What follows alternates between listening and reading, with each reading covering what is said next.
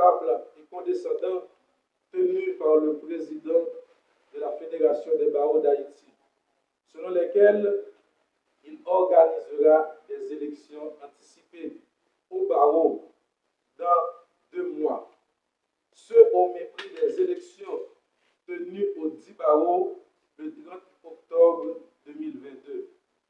Le président, pour faire plaisir à ses amis qui voulaient pérenniser le règne de l'ignorance et de l'obscurantisme à la tête du barreau, tente de se substituer au Conseil de l'ordre légalement élu. Sans lésiner sur les conséquences de cette immixtion fâcheuse, alors qu'il a été invité par correspondance en date du 10 octobre 2022 à observer les dites élections. Nous voulons signifier expressis verbis à la Fédération des barreaux d'Haïti que ces ingérences ne seront pas tolérées en aucune manière. Nous voulons en profiter pour informer la communauté des avocats que lors du 37e congrès de la CIB, la Conférence internationale des barreaux, que le barreau de la Croix-des-Bouquets a été approché par un barreau des Antilles en vue de partenariat autour d'échanges scientifiques et de formation continue pour les avocats. La dite convention qui devait lier les 2 barreaux et qui aurait permis aux avocats poussiens d'effectuer des stages à l'étranger n'a pas été signée comme prévu. Le moment venu, parce que le président de la fédération, Maître Jacques Letan, s'y était opposé sous prétexte que toute convention que doit bénéficier un barreau d'Haïti doit nécessairement passer par la fédération. On comprend pourquoi il se fait appeler le bâtonnier d'Haïti à l'extérieur. De plus, sur demande du bâtonnier Bekens Louis, la CIB devait voter une résolution afin de dénoncer l'arrestation arbitraire de Maître Jacques Saint-Pierre. Et à l'Assemblée générale, malgré les efforts de Maître Marcel Chérilus, rédacteur de la dite résolution, celle-ci n'a pas été votée parce que le fameux président de la RBH, Maître Jacques Letan, s'y était encore opposé. Cette fois-ci, prétextant qu'il allait inclure le dossier de Maître Jacques Saint-Pierre dans la résolution qu'il allait lui-même proposer. Mais, contre toute attente, il n'a fait aucun cas du dossier de Maître Jacques Saint-Pierre dans sa soi-disant résolution. On pourrait multiplier les exemples à volonté pour montrer comment la Fédération des barreaux d'Haïti, la FDH, constitue une entrave au progrès des barreaux, particulièrement celui de la Croix-des-Bouquets. De la lumière olympienne trouble la vue de ceux-là qui veulent réduire l'exercice de la profession à la singularité de leur petitesse. Devons-nous rappeler à la Fédération des barreaux d'Haïti le caractère autonome conféré à chaque barreau par le décret du 29 mars 1979 réglementant l'exercice de la profession d'avocat. Si tel est le cas, on est en droit de constater l'échec de la fédération quant à son objet, tel que précisé dans ses statuts portant la date du 14 mai 2022, selon lesquels la fédération devait œuvrer au renforcement des barreaux d'Haïti comme ordre professionnel indépendant. Nous voulons enfin dénoncer les actions malhonnêtes d'un petit groupe d'avocats supportés par le président de la Fédération des barreaux d'Haïti, Maître Jacques Letan, qui, pour accaparer la propriété d'un paisible citoyen à Fleuriot, ont inscrit dessus Ordre des avocats de la Croix-des-Bouquets. Le Conseil de l'ordre veut bien signifier à ces fauteurs de troubles que ces actes seront punis avec la dernière rigueur. Donc, devant l'incohérence, l'insolence, la nonchalance et l'inconstance de la Fédération des barreaux d'Haïti, dit FBH, devant son refus systématique d'aider le barreau de la Croix-des-Bouquets à préserver certains acquis et enclencher le processus de l'unification du barreau, le Conseil de l'ordre des avocats de la Croix-des-Bouquets était la seule autorité habilitée à gérer actuellement le dit barreau. En joindre la Fédération des barreaux d'Haïti, FBH, à se ressaisir et à se ranger du côté de la loi et de la discipline.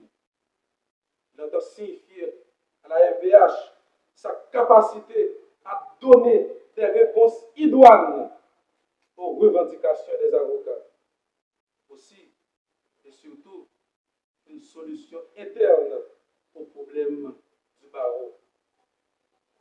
Car la FBH ne peut en aucune manière faire partie de la solution à une crise qu'elle a elle-même créée. Fait au barreau de la Croix-des-Bouquets le 26 décembre 2023.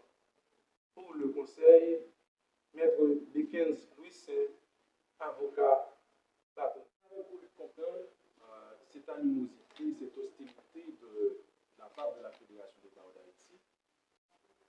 Et nous nous disons que d'une part, il y a de la méchanceté dedans, et je vais dire pourquoi.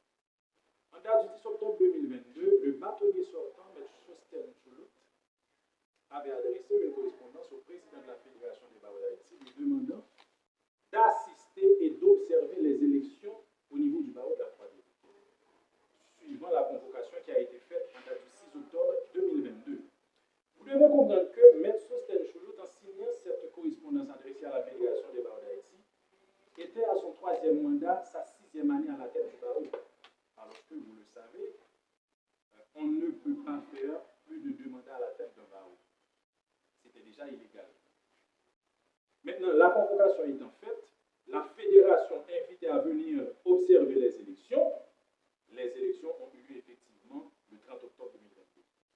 Maintenant, dire que ces élections-là ne sont pas crédibles, cela voudrait dire que ces élections ont été attaquées. Nous sommes avocats.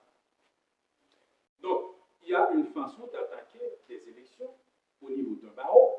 Donc, de droit, les élections du 30 octobre 2022 n'ont pas été attaquées, n'ont pas été contestées. De fait, non plus, les élections n'ont pas été contestées. Donc, de quoi parle-t-on lorsque le président parle de crédibilité des élections? Ensuite, j'ai entendu dire que le président va demander, s'il ne l'a pas encore fait, aux autres barreaux de ne pas viser les ordres de route émis par le Conseil de l'ordre et les avocats de la Croix-des-Bouquets. C'est du n'importe quoi. Moi, quand j'émets un ordre de route en faveur d'un avocat, ce n'est que pour signifier au magistrat que cet avocat est effectivement un avocat régulièrement inscrit au tableau de l'ordre des avocats de la Croix-des-Bouquets. Et qu'à cet effet, cet avocat doit pouvoir jouir de toutes les prérogatives qui lui sont dues dans l'exercice de la profession. Le visa dont parle le président de la Fédération des barreaux d'Haïti, c'est une faculté, ce n'est pas une obligation. Ce n'est pas le visa du bâtonnier haut qui va donner à mon ordre de route sa crédibilité ou sa recevabilité. Et c'est pourquoi je le dis. Si un juge, sous prétexte que l'ordre de route d'un avocat n'a pas été visé, refuse d'accorder la parole à cet avocat, eh bien ce juge sera poursuivi par toutes les voies de droit et de fait. Et si un barreau de la République, sous pression du président de la Fédération des barreaux d'Haïti, aurait refusé de viser un ordre de route émis par le Conseil de l'ordre des avocats de la Croix-des-Bouquets, eh bien le principe de la réciprocité sera appliqué dans toute sa forme de teneur. Parce que nous le disons, nous n'allons pas laisser à la Fédération des barreaux d'Haïti, ni à un quelconque barreau de la République, de traiter le barreau de la Croix-des-Bouquets avec condescendance. Et l'ordre de route là. Maintenant, pour l'ordre de route, je dis que c'est normal qu'on exige un ordre de route à un avocat parce qu'il y a trop d'usurpateurs de fonctions, usurpateurs de profession dans l'exercice de la profession d'avocat. Il faut dire que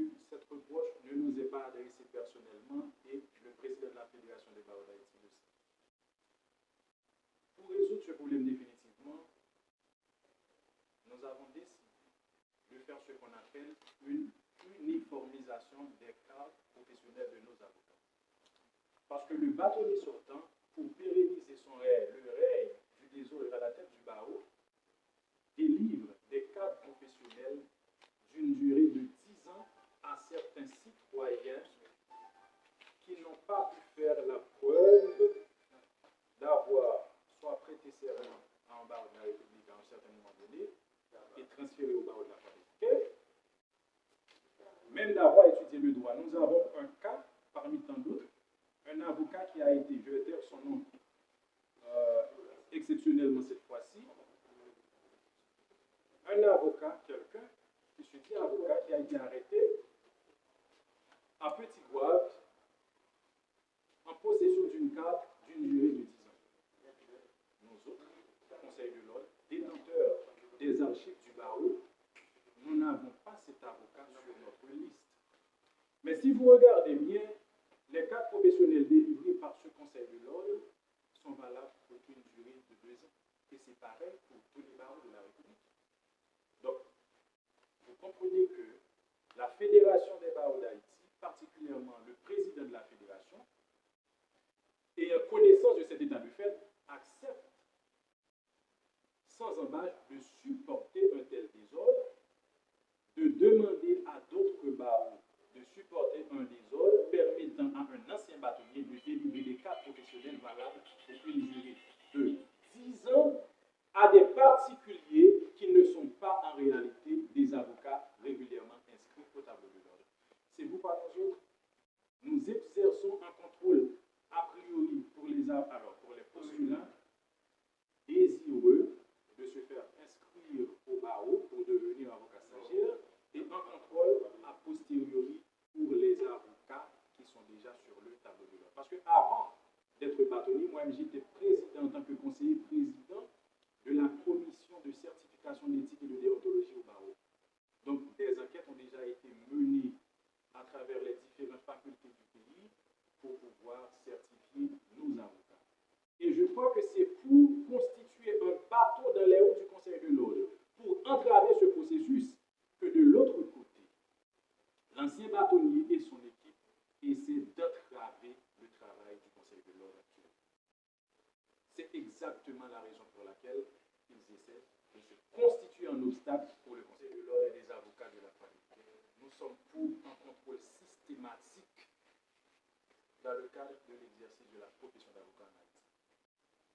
Nous sommes pour ce contrôle parce que nos avocats sont eux aussi victimes des pratiques malsaines dans l'exercice de la profession d'avocat. D'ailleurs, nous avons pas mal de concurrents dans le système. Ajoutez à cela les usurpateurs, les imposteurs. Donc nous sommes pour un contrôle. Mais ce contrôle doit s'exercer à partir des relations horizontales qui existent entre les différents barreaux de la République à travers la Fédération des barreaux d'Haïti. Donc, en aucun cas, les relations entre les barreaux n'ont été des relations verticales. Donc, tous les barreaux se valent. Nous devons nous entendre, nous devons nous unir pour pouvoir exercer ce contrôle dans l'exercice de la profession d'avocat et permettre à nos différents avocats de pouvoir vivre de leur profession. Mais nous n'allons pas accepter de dicter de la présidence d'une fédération qui essaie à tout prix de saper les efforts du Conseil de l'ordre pour essayer de mettre de l'ordre dans la juridiction. C'est là notre problème. Nous voulons en contrôle, certainement. Nous voulons de l'ordre dans l'exercice de la profession d'avocat, certainement. Mais nous n'allons pas accepter de dicter d'un président de fédération qui a tout prix essaie de saper les efforts du Conseil de l'ordre pour essayer de mettre de la discipline dans la juridiction. Quatre avantages santé, c'est quatre la soignage là. Vin assuré pour pas notre tête chargée. Quatre avantages santé, c'est 4 la soignage là. Quel que soit l'âge ou à jouer la soignage.